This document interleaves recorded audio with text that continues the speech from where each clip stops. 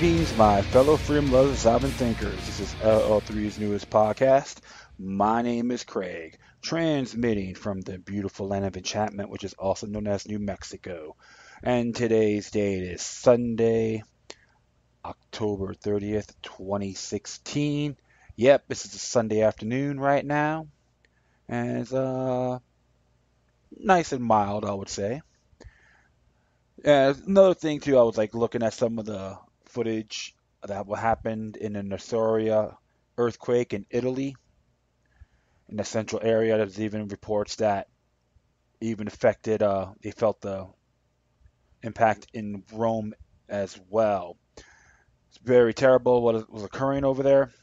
Just another example, you have to expect Mother Nature and the shipments of the plates.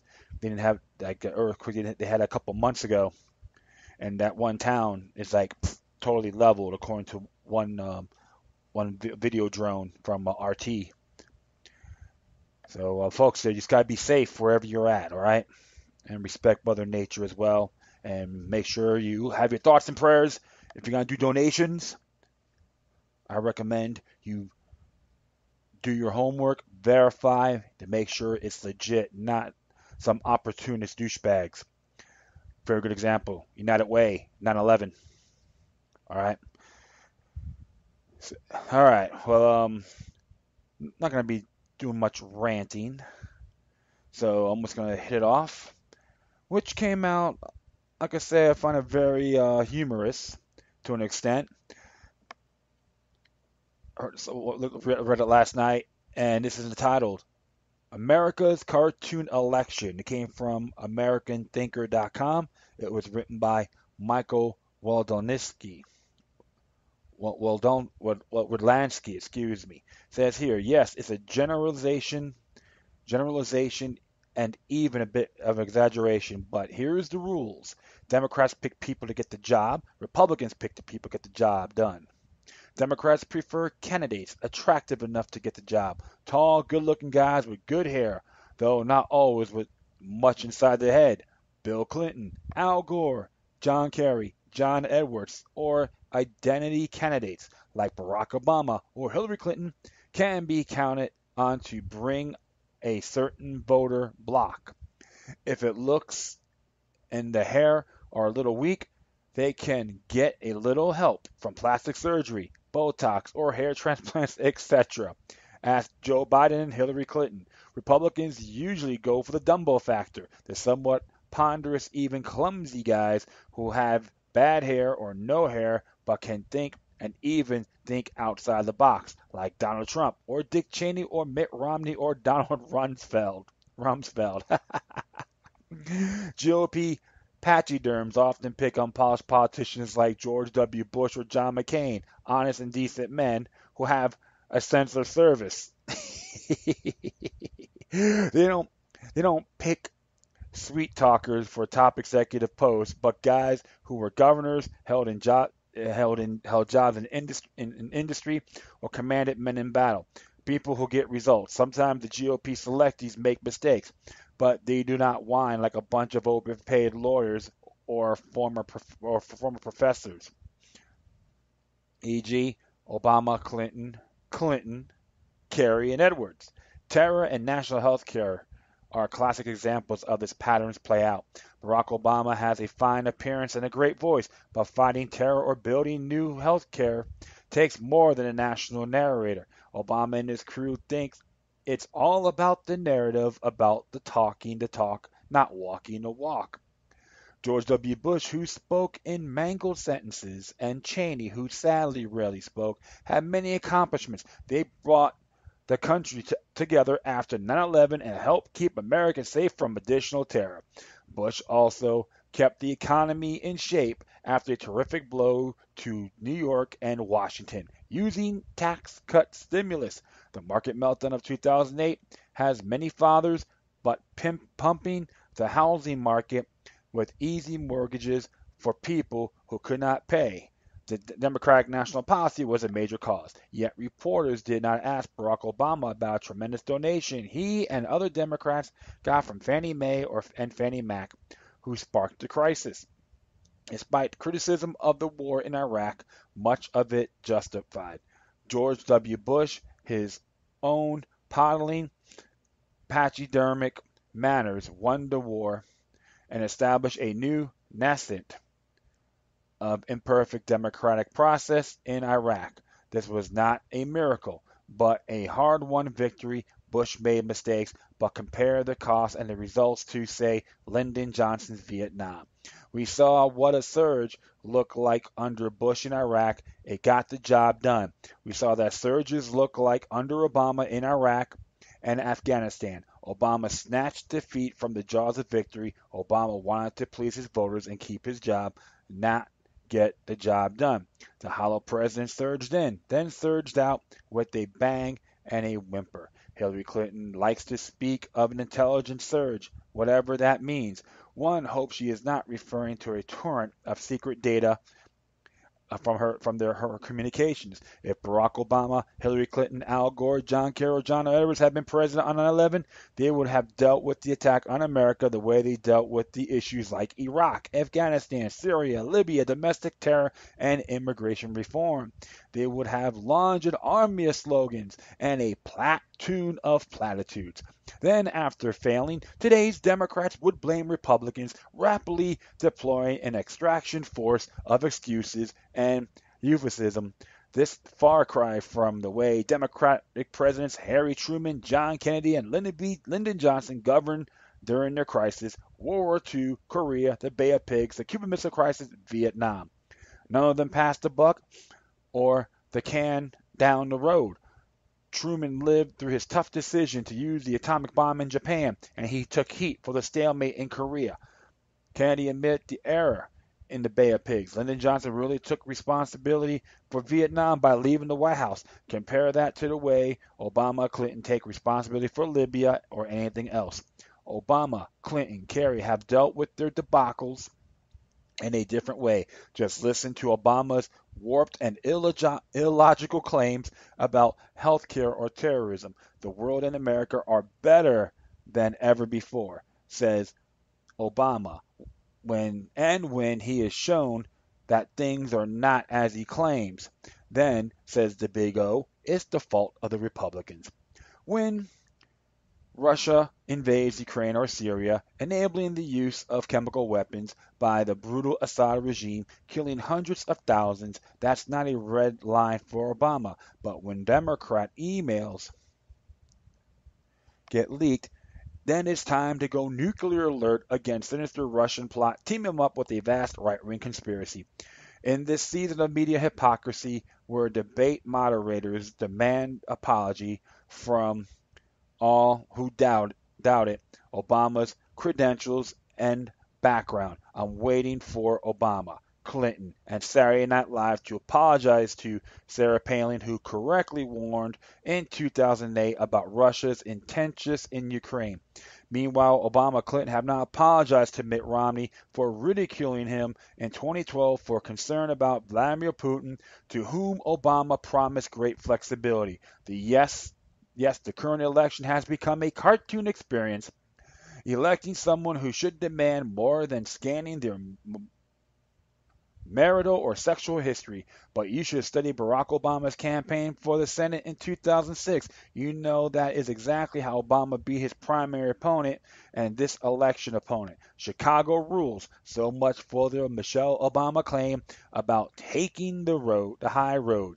If you want a project completed, let's say national health care or rebuilding a modernized army, and you want it done on time and under budget, would you put your money on a carefully coffeed Nancy Pelosi on John Edwards, or the $600 haircut? Or would you bet on a Trump, a Rumsfeld, a Romney, Ben Carson, or Carly Fiorina? Would you bet on Obama, a good-looking and great-sounding community organizer who touts going to Columbia but hides his grades, who brags about going to Harvard Law School and being on the law review, but who never wrote an article? That's a question.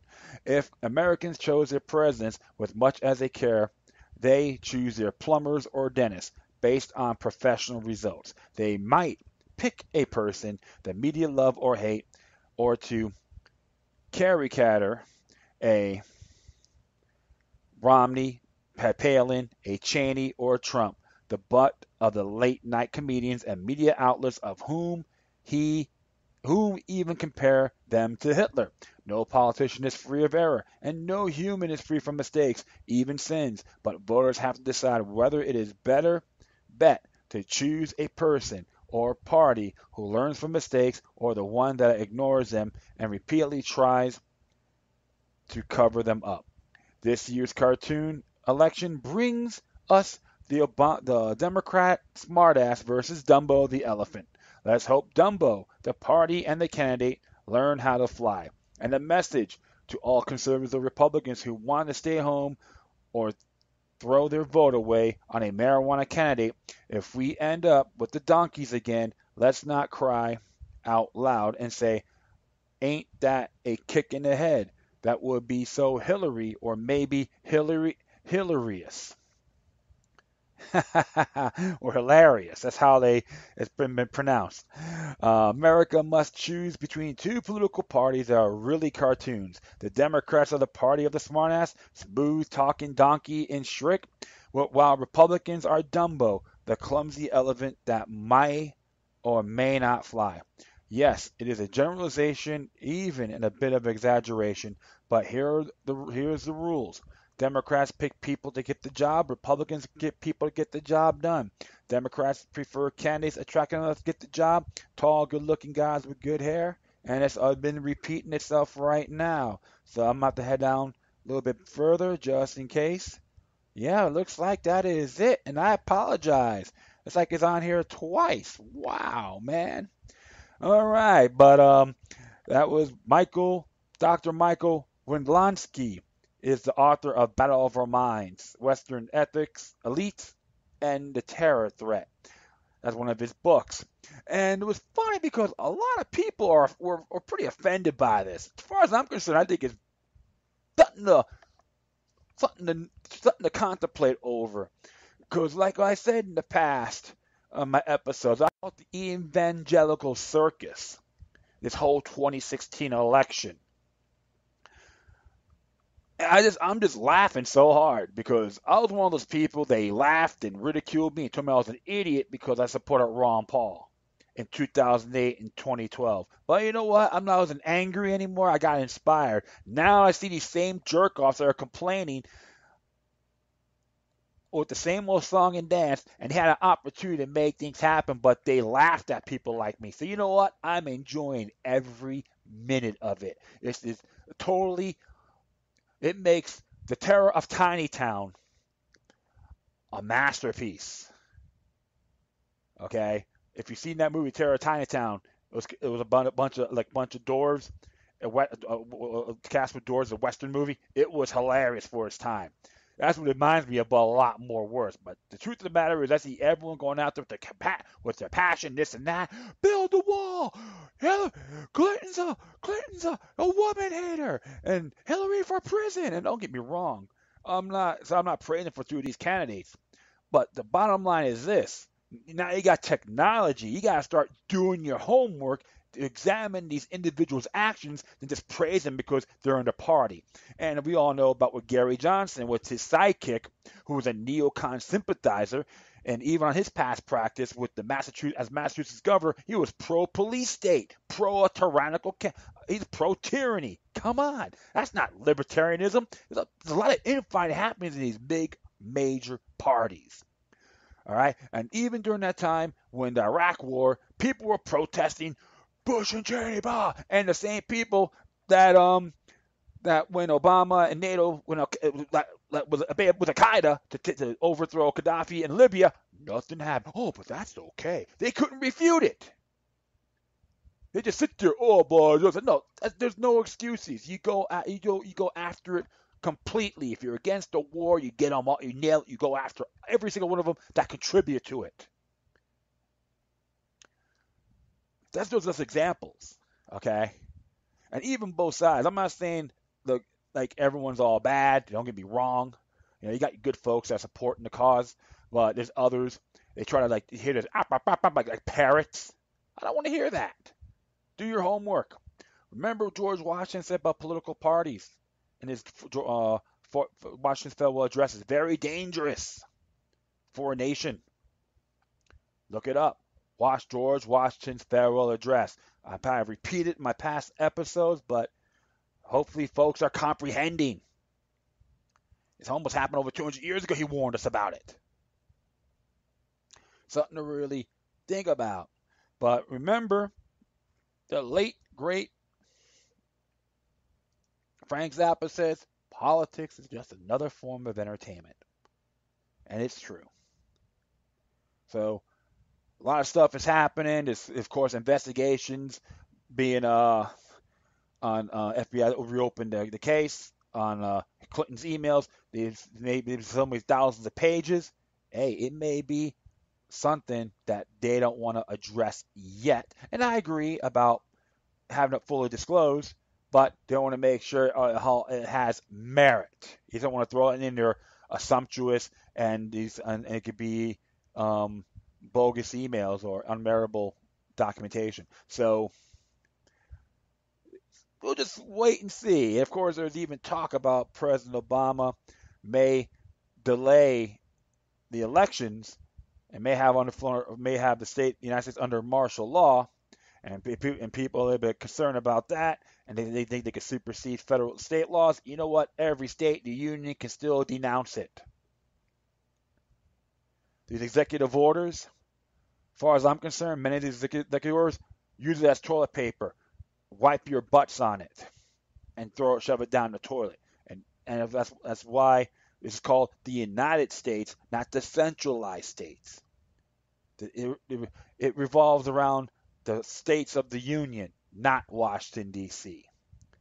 So there's a lot of fear factor in that, of course, about possible violence. But look, folks, cooler heads will prevail. And even more, we got technology, so use it. Do your homework, share this information. And these screaming and yelling at each other, it's not going to solve anything. Honorable discussions, yes. And have your facts. It's okay. You'd be surprised what you can do. As an activist myself, I've done it. I shared information, not saying you're idiots or anything like that. You got to plant those seeds to liberate humanity. So that's enough of that. Well, the next one here happened the 29th as a report.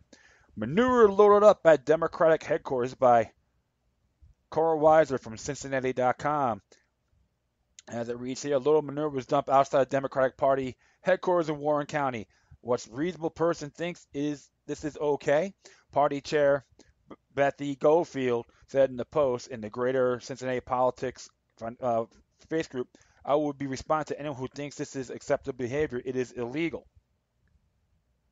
Yeah, it's on someone's property, which is understandable. The same thing happened in 2012. Goldenfield noted that suburban Cincinnati County is overwhelmingly Republican. Mitt Romney got 69% of the vote of the vote 4 years ago. It's been almost 40 years since a Democrat was elected to countywide office.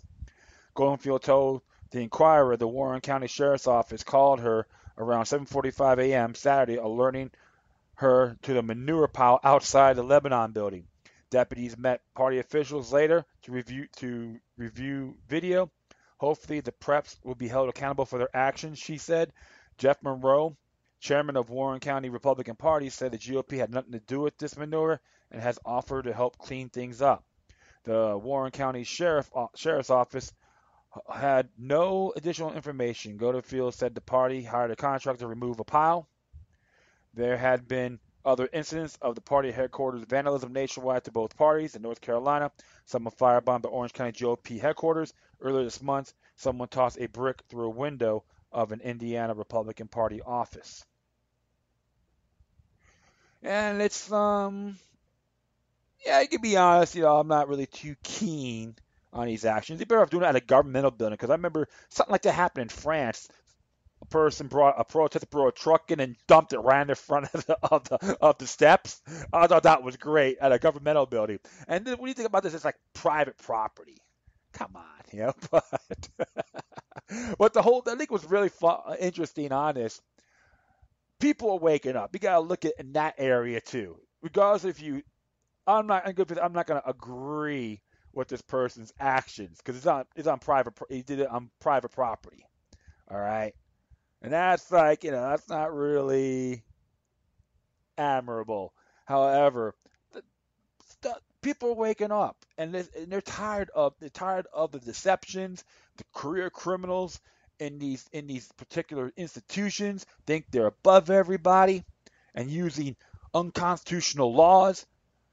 Okay, whether if it's a local or or state or whether the federal or state law, supreme laws of the land, you get things like I said. It's just totally you know people are tired. People are completely tired of this, and this is why I say like I've been saying in the past, both major parties are in extreme turmoil. Okay, it's like the more things change, the more it stays the same. And you know what?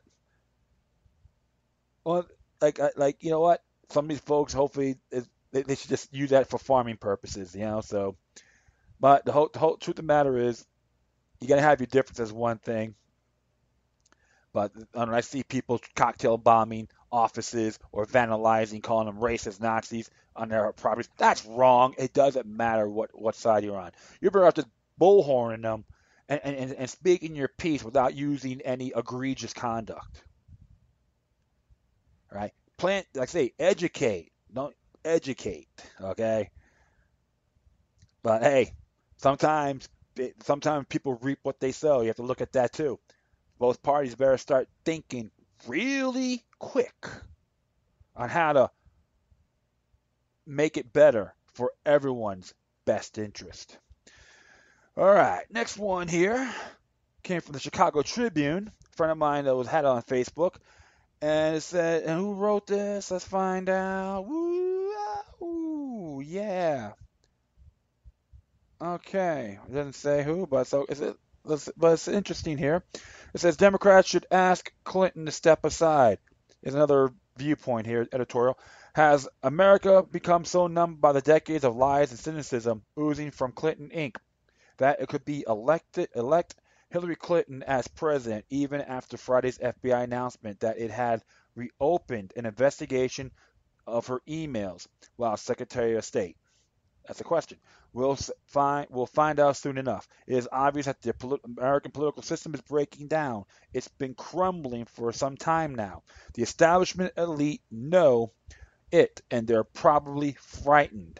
Donald Trump, the vulgarian at their gates, is not a symptom, not a cause. Hillary Clinton and husband Bill are both cause and effect. FBI Director James Comey announcement about the renewed uh, Clinton email after an investigation is a bombshell in the presidential campaign that he announced that is so close to election day should tell every thinking person that what the FBI is looking is extremely serious. This can't be about pervert Anthony Weiner and his reported desire for a teenage girl, but it can be about the laptop of Weiner's wife Clinton aide Huma Abedin, and emails between her and Hillary. It comes after the FBI investigation in which Corney concluded Clinton had lied and been reckless with national secrets, but said he could not recommend prosecution. So, what should the Democrats do now? If ruling Democrats hold themselves to the high moral standards they impose on the people they govern, they would follow a simple process. They would demand that Mrs. Clinton step down immediately and let her vice presidential nominee, Tim Kaine of Virginia, stand in her place. Well, he's not a freedom guy himself, so it's total blowback as far as I'm concerned. But I'll proceed. Democrats should say honestly that a new criminal investigation going on into events about her homebrew email server from the time she was Secretary of State, having Clinton anywhere near the White House is just not a good idea. Since October 7th, WikiLeaks has released 35,000 emails hacked from Clinton campaign boss John Podesta. Now, WikiLeaks, no longer a neutral player but an active anti-Clinton agency, plans to release another 15,000 emails. What if she's elected? Think of a nation suffering a bad economy and continuing chaos in the Middle East and now facing a criminal investigation of a president. Add to that congressional investigation and the public vision of Clinton as a Nixian figure wandering the halls, wringing her hands. The best thing would be for would-be Democrats to ask her to step down. Now, it would be the most responsible thing to do if the nation were important to them than power and American new ideas fairly, not firmly identified in the public mind as Mrs. Clinton's Political Action Committee should begin demanding it. But what will Hillary do?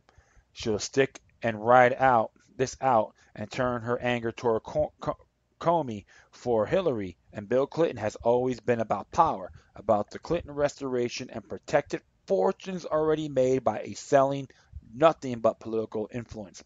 She'll remind the nation that she's a woman and that Donald Trump said terrible things about women. If there is another notorious Trump video to be leaked, the Clintons should probably leak it now. Then her allies in the media can talk about the misogyny and sexual politics, and the headlines can be all about Trump as the bore he is and Hillary as a champion of female victims, which she has never been. Remember that Bill Clinton leveraged the year of the woman, then he preyed on women in the White House and Hillary protected him. But the political left, most particularly the women of the left, defended him. He promised to protect abortion rights and their other agendas. See, he's like total manipulation, right off the Edward Bernays' playbook. If you step back from tribal politics, you see that Mrs. Clinton has clearly disqualified herself from ever coming near classified information again. If she were a young person straight out of grad school hoping to land a government job, Hillary Clinton would be laughed out of Washington with her record. She'd never be hired. As Secretary of State, she kept classified documents on the homebrewed server in her basement, which is against the law. She lied about it to the American people. She couldn't remember details dozens of times when questioned by the FBI. Her aides destroyed evidence by bleach, bit, and hammers. Her husband met secretly on an import tamarack with Attorney General Loretta Lynch for about a half hour. And they all said they talk about was golf and the grandkids. And there was no prosecution of Hillary. This isn't merely wrong and unethical, it is poisonous. And during this presidential campaign, Americans were confronted with a two-tier system of federal justice, one for standards for the Clintons and one for the peasants. I've always figured out as Secretary of State, Clinton kept her homebrew email server from which foreign intelligence agencies could hack up top secret information so she could shield the influence peddling that helped make the Clintons several fortunes. The Clintons weren't skilled merchants. They weren't traders or manufacturers. The Clintons never produced anything tangible. They had no science, patents, or device to make them millions upon millions of dollars. All they had to sell really was influence, and they used our federal government to leverage it. If a presidential election is much about the people as it's about the candidates, then we'll learn plenty about ourselves in the coming days, won't we? This was done by William Daley. Yeah, it's interesting stuff here, folks. So, and this is the Chicago Tribune, all right, that released this. And that's amazing because Chicago is like a so-called diehard Democratic city. That is, and I have to say, too, he's right. Regardless, it has nothing to do with Democrats or Republicans, but principle. Yeah, John Cass, that's his name. He wrote this. He's a contact reporter, and came out yesterday to be exact. So, very, like I said, people got really have to realize this is one of the most insane elections in history. But you know what? Like I said, They're all running naked, like spoiled little kids. Think the world should revolve around them. But look what's happening. That's why a lot of infighting is happening in the Democratic parties, FBI. We can go on, including the GOP. A lot of infighting there as well. But one thing I like, that's why I'm telling people I'm enjoying this. Not a malice or personal lust, but when you have principles and the others don't, it will creep up on you and blow back in your faces when least expected. This is not the 1960s, 70s, 80s anymore, my friends. This is the new millennium, information age. And look what's been happening. This is why I'm enjoying every minute of it. People, they get these tyrants, treasonous tyrants, get what they deserve. So, enough said. I'll be back in a little bit, so stay tuned. Oops, sorry about that. All right, it's cool. So I had to do a little modification here. But this next couple this is a reference to Adam Kokesh, came out a couple days ago. And this one came from beinglibertarian.com, which is written by Nicholas Amato. As it says here, Von Gutier, the tour manager for Adam Kokesh's For the Love of Freedom tour, contacted Being Libertarian to explain why he thinks some staffers for Kokesh abandoned his nascent 2020 presidential campaign. The final straw for many of his campaign staff was a contract that Kokesh allegedly coerced.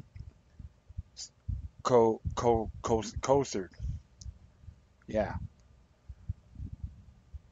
coerced his ex-girlfriend Macy Allen Schlager to sign.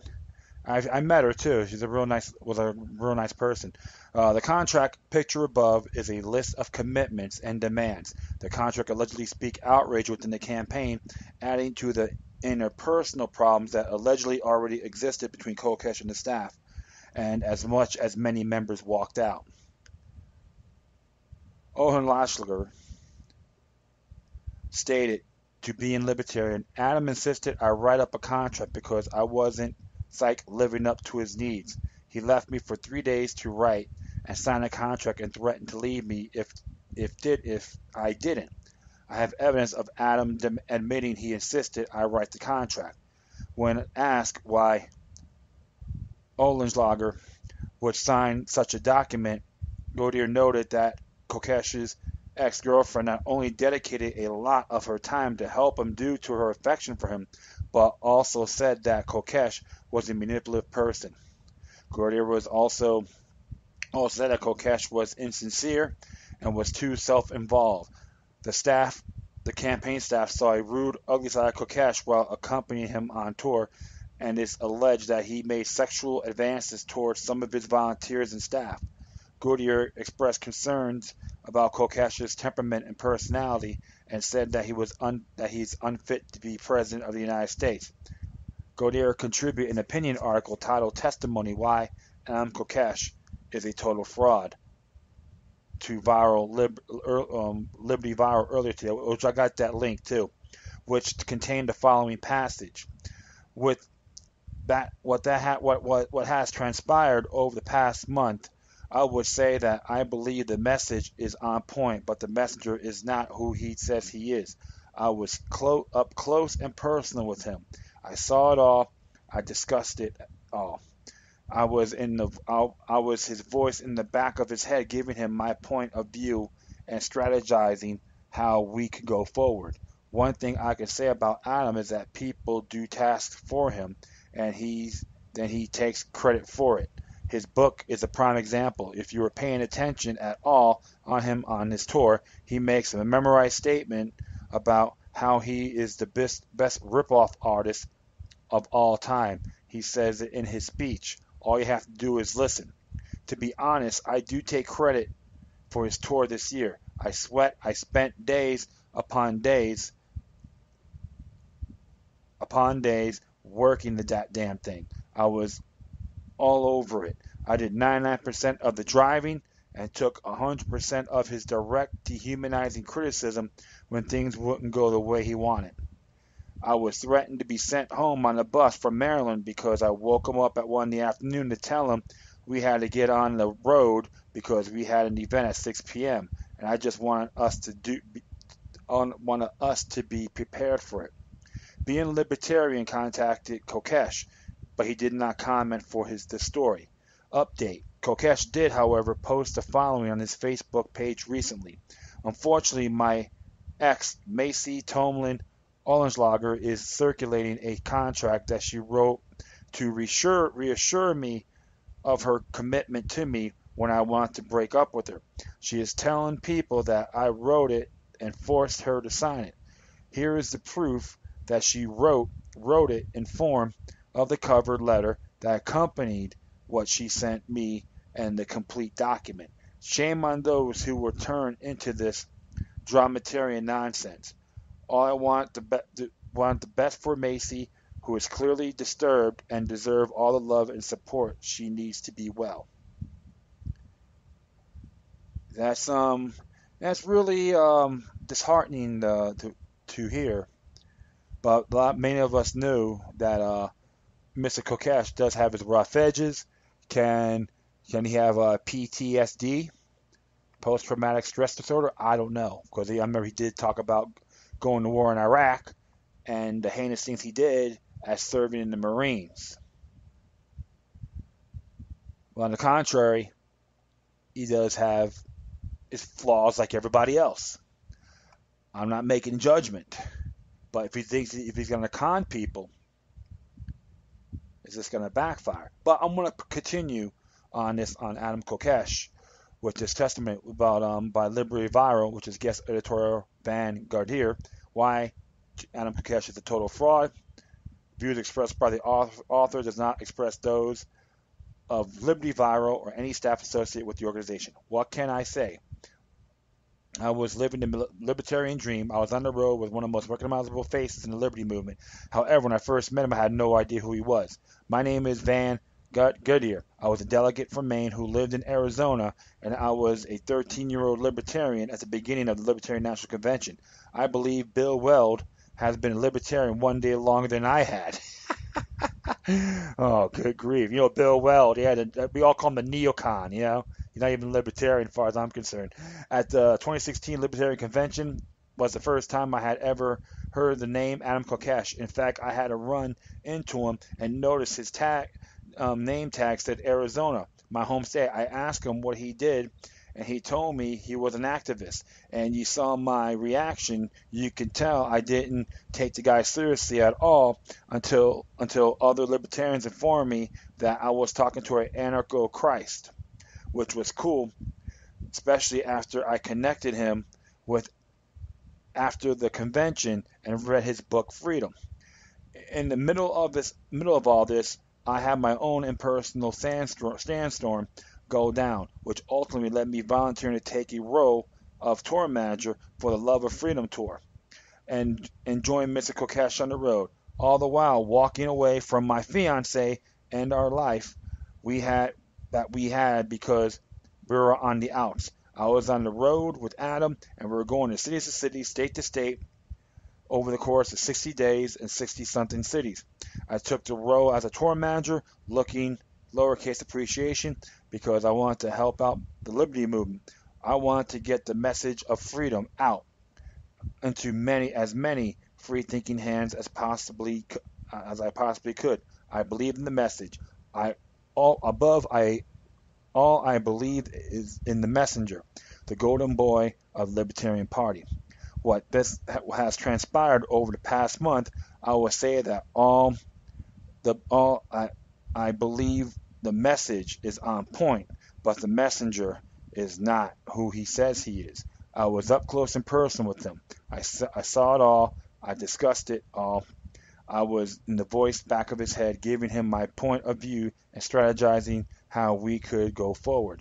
One thing I can say about Adam is that people do tasks for him and that he takes credit for it. His book is a prime example. If you were paying attention at all to him on his tour, he makes a memorized statement about how he's the best ripoff artist of all time. He says it in his speech. All you have to do is listen. To be honest, I do take credit for the tour, for his tour this year. I sweat. I spent days upon days upon days working that damn thing.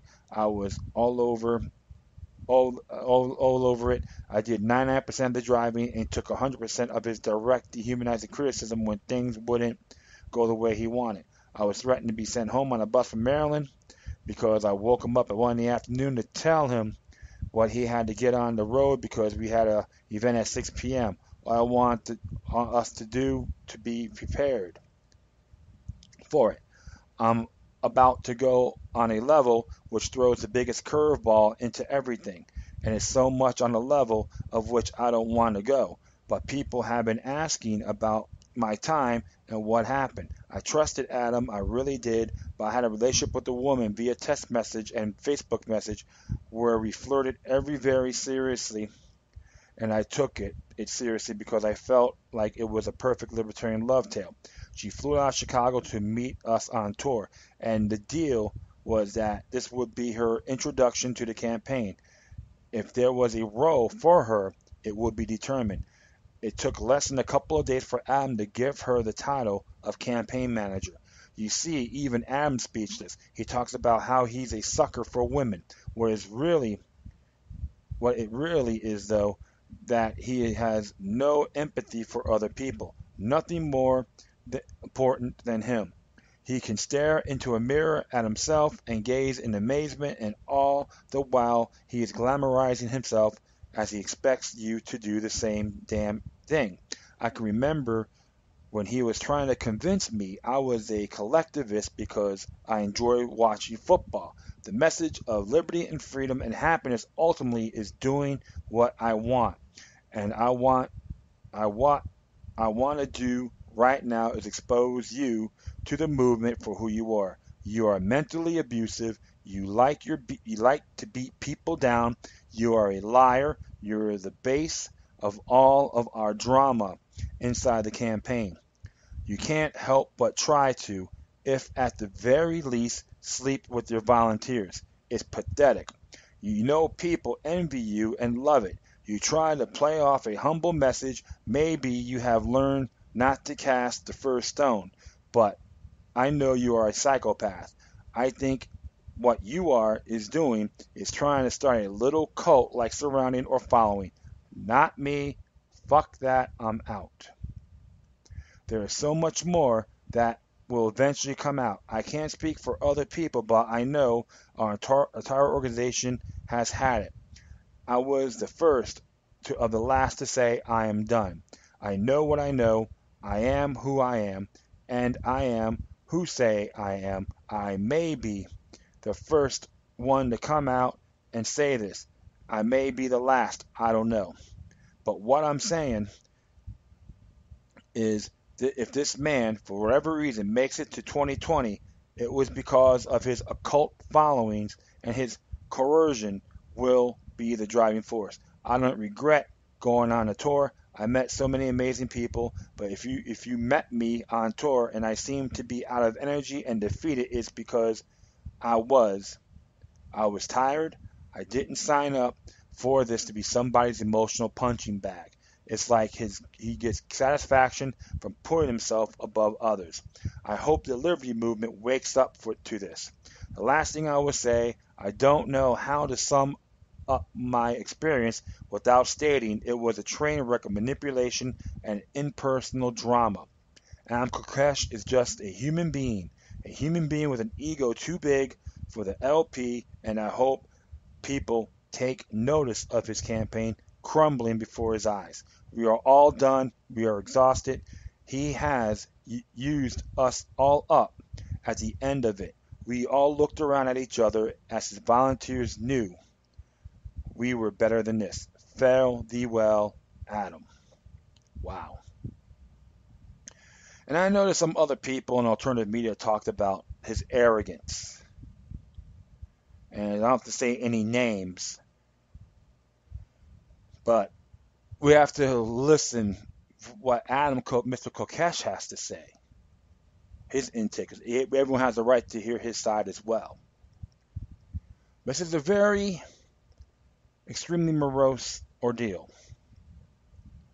because when you're doing a campaign or you're on tour, you got to be a team player regardless. All right? Even in the political realm. I know how it is being beat down, being ridiculed when I was an officer of my stagehand union. All right? You got folks think they're better than everybody else. And you know what? That will blow back in your face when least expected if you're going to practice this particular agenda. And if Mr. Kokesh is listening, if this is a fact, you need to look yourself in the mirror and go, what have I done wrong? And I've seen him spoke in person. I do have a podcast when he was at the 2 End in Fort Lauderdale. I think it was around May of 2015. You could go to my archives and check it out. And it was a good speech. Talk about individual liberties and so forth. And that's important. And of course, I've read his book, listened to his audio version of it. And he has a lot of great points. But other people gave him a hand. Yeah, I'm not surprised. It's a team effort. And hopefully Mr. Kokesh is not going on that path. Because the one who's going to burn Adam Kokesh is himself. And I'm not saying this out of malice or using strong criticism towards him. It's just there are times we all have our flaws. We create fallacies. We make fallacies. Got to learn from it.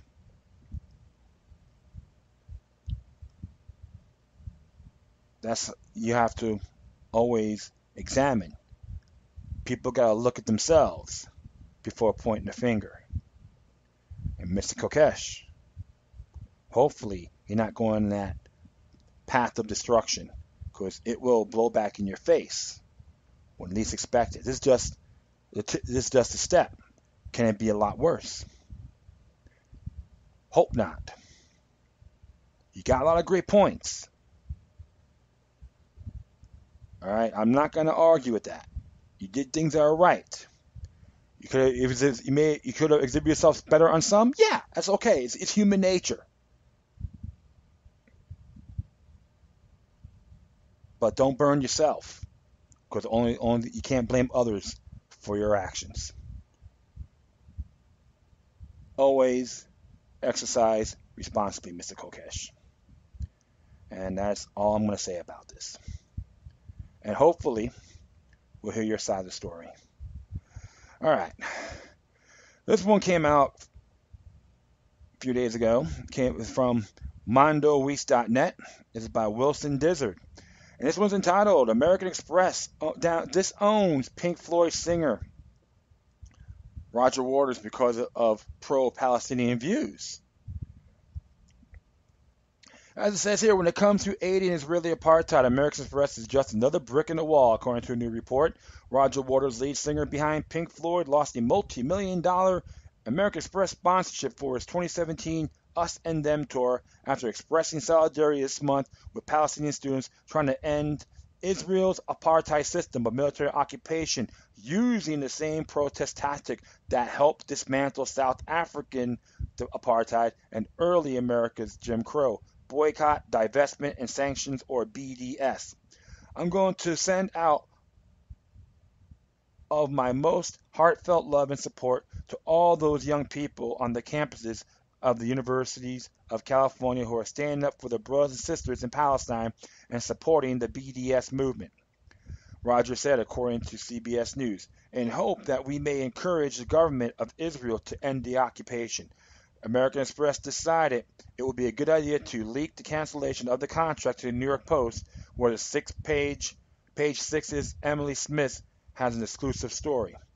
Roger is putting on a huge show. The company was asked to sponsor his tour for $4 million, but pulled out because it did not want to be part of his anti-Israel rhetoric.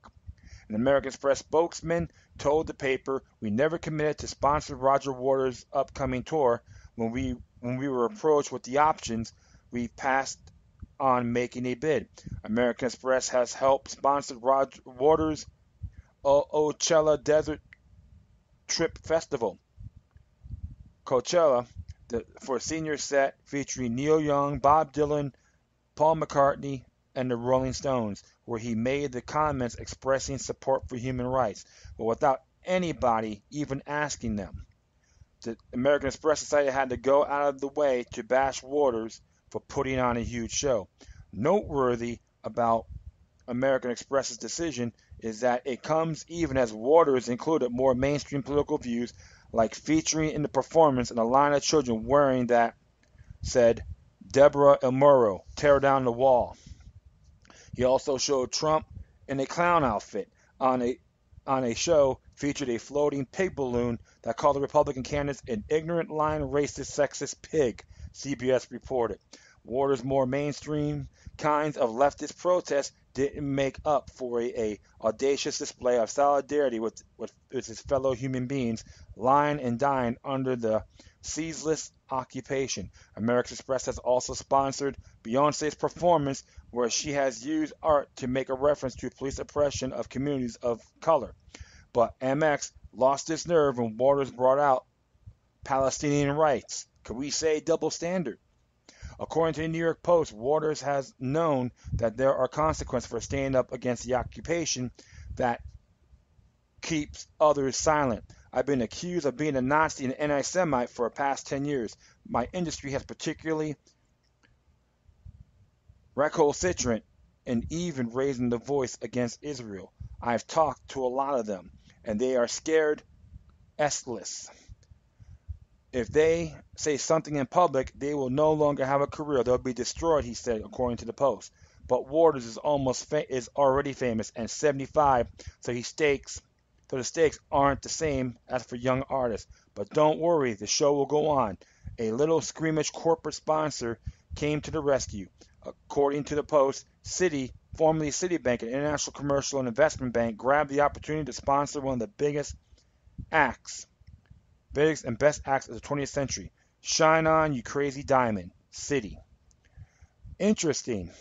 Even though I'm not a big supporter of Citibank, but if you're going to not sponsor anybody because of his speech and what he stands, and you got to support another artist like Beyonce for her things, that's double standards. And don't get me wrong, I'm not going to agree with some of his views, Paul Rogers' views, but he has a right to speak his mind. He's a great artist. He's a great songwriter. He made impact. He influenced a lot of musicians today. Pink Floyd was a test of time. And I do respect his views on the whole Pink Floyd reunion, which he wasn't involved in because they had these battles. And I can't condemn him for it because he was one of the main founders. Nothing against Gilmore, Mason, Richard Wright, may so be forever free. And even like I tell people, I'm not anti-Israel, but I'm against tyranny. And the Israeli government, the criminal elements, what they're doing is dead wrong. Even what happened at the time in Palestine when Israel became a state. Okay, when the Jewish people weren't allowed to be armed, and they said the British government going to protect them. That backfired when they decided to go and fight. Because they remember what happened in the Nazi Weapons Act of 1938, if you believe it or not. But they're being tyrannical victims. And it's a shame. Now look what happened. There's a lot of controversies. I always questioned when I was a kid. When I learned about world culture, how about the people that live there now? And I've been did a lot of homework on that in my younger years about the slaughter, the genocide, the so-called Holocaust. And you got folks from the ADL and all that talk about the Holocaust, only 6 million Jews. But what the claim reports is what the Israeli government doing to them is the same thing, and they don't want to hear that. So you can't call people like him an anti-Semite. Even myself, if I'm critical towards a government on their practices, I don't give a damn if they were white Anglo-Saxons or Austrian Hungarians. It doesn't matter. When you hurt innocent people, you are a tyrant, and I condemn that with a passion. This is why I'm against all foreign aid, including Israel. You're going to say I'm an anti-Semite? Bite me. You have no merit. Do I support everyone to defend themselves and families? Absolutely, including the Jewish people and the Israelis themselves. What's been really happening is they try to cover this up. It's being leaked more thoroughly. When this is going to stop? So, even the thing with Donald Trump, hey, he has his right to free speech. Doesn't bother me one bit. If he did the same thing with Ron Paul, I can be critical, but he's entitled. So, if you're going to use Nazis on people that criticize Israel, you're just shooting yourselves in the foot. You're part of that you're victims of that propaganda tool, the mind control, Jim Jones syndrome. But you know what? The show must go on. If people want to check them out, the reunion, do it. You won't be disappointed, because I may have to. Hopefully, I may work the show. Because I may work the show, because I worked with Pink Floyd without Roger Waters in '94 tour down in Miami, and I can say their gadgets were amazing. I loved their setup. I had fun working it. So you make that decision. But if you're going to criticize him or anyone that is going anti-Israel government and say you're anti-Semitic, you're just like the rest of the clowns that are drinking the Kool-Aid, you're diagnosed with JJS, which is the Jim Jones syndrome, and I digress. Okay, well, this one here is a short video presentation by the 10th Amendment Center. This one's entitled Nullify Chapter 2, Jefferson on Strategy. And it's pretty cool because they talk about Thomas Jefferson opposed an all-for-nothing strategy. And remember, 10thamendmentcenter.com, they always have episodes for every Thursday and Sunday. And it's good stuff. It's 2 minutes and 21 seconds long. I'm just going to relax, check it out, and I'll give you my intake, all right? Here it is. Thomas Jefferson opposed an all-or-nothing strategy. In a 1799 letter to James Madison, Thomas Jefferson clarified his strategic approach to nullification. Like John Dickinson before him, Jefferson made the case that passing non-binding resolutions were an important starting point. That's exactly what Kentucky and Virginia had done the year prior when they passed the resolutions of 1798. Discussing the fact that several states had rejected the resolutions, Jefferson recommended publicly responding to those objections and further making the case that by passing the Alien and Sedition Acts, the federal government had greatly overstepped its constitutional limits. More importantly, though, Jefferson recognized their right to go further than discussion, protest, resolutions, and debate, but he advised waiting for greater consensus. He wanted to make sure they had the right amount of support before taking more aggressive action. He recommended a firm protestation against the principle and the precedent, and a reservation of the rights resulting to us from these palpable violations of the constitutional compact by the federal government, so that we may hereafter do what we might now rightfully do. This is similar to what Jefferson wrote in another letter to Madison. I enclose you a copy of the draft of the Kentucky Resolves. I think we should distinctly affirm all the important principles they contain so as to hold to that ground in the future and leave the matter in such a train as that we may not be committed absolutely to push the matter to extremities and yet may be free to push as far as events will render prudent. In short, going for broke right out of the gate might be standing up for what's right, but if you don't have enough popular support, you'll never get the job done. Like the ancient Chinese proverb, we know that a journey of 1,000 miles begins with a single step. Next up, strategy lessons from Patrick Henry and the Virginia Resolves.